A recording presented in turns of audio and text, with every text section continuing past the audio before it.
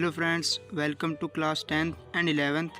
तो आज मैं बताऊंगा आपको कि लेटर कैसे लिखते हैं पेपर के लिए, जो कि हमारे टर्म फर्स्ट में काम आएंगे। लेटर जो है वो मेनली टू टाइप्स के होते हैं। पहला होता है हमारा फॉर्मल लेटर और दूसरा होता है इनफॉर्मल लेटर। फॉर्मल लेटर में हमारे वो लेटर आते हैं, क्योंकि ज़्यादातर इन लेटर का यूज़ हो रहा है, तो ये होते हैं लेटर टू प्रिंसिपल हो गया, या लेटर टू कमिश्नर हो गया, या हायर अथॉरिटीज़ में जो काम आते हैं। इसमें एक लेटर और इंक्लूड होता है, वो होता है लेटर टू एडिटर, जो कि हम अपने 10th और 12th क्लास में बहुत काम आता है और बहुत ही पेपरों में आता है। जबकि दूसरा जो इसका पार्ट है वो है इनफॉर्मल लेटर्स का, जिसमें आप सभी जानते होंगे कि पर्सनल आते हैं और रिलेटिव्स को जो लेटर लिखते हैं। जबकि ये लेटर्स अब नहीं आते पेपर में और ना ही पूछे जाते, क्योंकि इनकी जगह ले लिया व्हाट्सएप ने, जो कि मेनली अब व्हाट्सएप पर ही हो जाते हैं। हमारे रिलेटिव्स को जो लेटर हमें अब कुछ बातें बतानी होती हैं। तो आज मैं बात करूँगा लेटर टू एडिटर को, कि हम पेपर में कैसे लेटर टू एडिटर को लिखें, बस एक सिंपल सी ट्रिक से। तो चलिए चलते हैं लेटर टू एडिटर की तरफ। तो ये हमारा लेटर टू एडिटर लिखने के टिप्स एंड ट्रिक्स, चलिए इन्हें करते हैं फॉलो। पहला आता है सेंडर का एड्रेस, जो कि लेटर को सेंड कर रहा है। तो उसमें मैंने एक टेम्परेरी एड्रेस डाल दिया है। मेनली एड्रेस 2 लाइन या 3 लाइन में आपका कवर हो जाना चाहिए। तो ये अपने सेंडर वाले एड्रेस की बात। फिर उसके 1 लाइन का स्पेस देना है। बिल्कुल ध्यान रखो स्टूडेंट्स कि जैसे मैं बता रहा हूँ वैसे ही हमें स्टेप्स फॉलो करने पड़ेंगे, तभी हमारे लेटर्स के जो नंबर हैं हमें वो मिल पाएंगे, पूरे 5 आउट ऑफ 5 या और जितने भी होते हैं इसके लेटर के। तो फिर उसके 1 लाइन बाद हमें छोड़ के लिखनी है डेट, और डेट लिखने का पैटर्न कुछ इस तरह होगा कि पहले 10th जितनी भी तारीख होगी उसे लिखो, फिर महीने का नाम, फिर कॉमा डाल के ईयर। ऐसा नहीं करना कि 10 और 02 और 2021, ये गलत माना जाएगा, इससे आपके मार्क्स जो है वो कट हो सकते हैं। इसलिए डेट का जो लिखने का सही तरीका, जो करेक्ट स्टेज है, वे है, वो यही है कि 10 फरवरी 2021 जो भी आपकी डेट होगी एग्ज़ाम की, वो आपको डाल देनी है यहाँ पर। फिर उसकी 1 लाइन छोड़कर हमें रिसीवर का एड्रेस जो है वो डालना है, कि जहाँ हमें रिसीव होगा जिससे लेटर, वो है हमारा द एडिटर।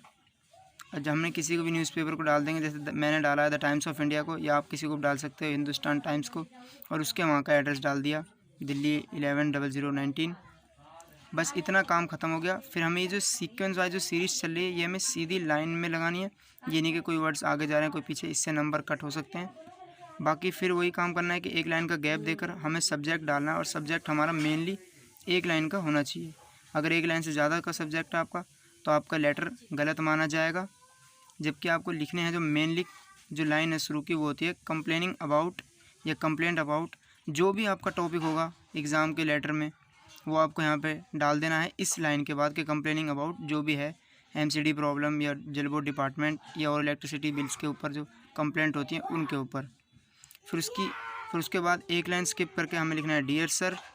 फिर उसके बाद 1 लाइन और स्किप करके फिर हमें वो लाइन डालनी है जो हमारे लेटर की जान डालेगी।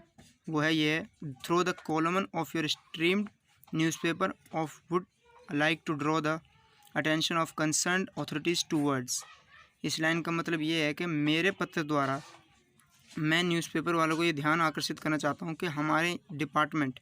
फिर उसके बाद आपको टूवर्ड्स के बाद डिपार्टमेंट्स का नाम डालना है, और फिर उसके बाद जो आपकी प्रॉब्लम है वो आपको यहाँ शो करनी होगी। प्रॉब्लम आपको 1 पैराग्राफ या 2 लाइन या 3 लाइन्स में आपको कंप्लीट कर देनी है। इसके बाद अब आप कहोगे सर इतना लिखने के क्या हमें नंबर मिलेंगे? जो ऊपर क्या मैंने पोर्शन लिखा था ये एड्रेस वगैरह, जी हाँ, इसका नंबर मिलेंगे आपको 2 या 1 नंबर आपको ज़रूर मिलेगा, अगर आपने करेक्ट ऑर्डर में लिखा है जैसे मैंने बताया।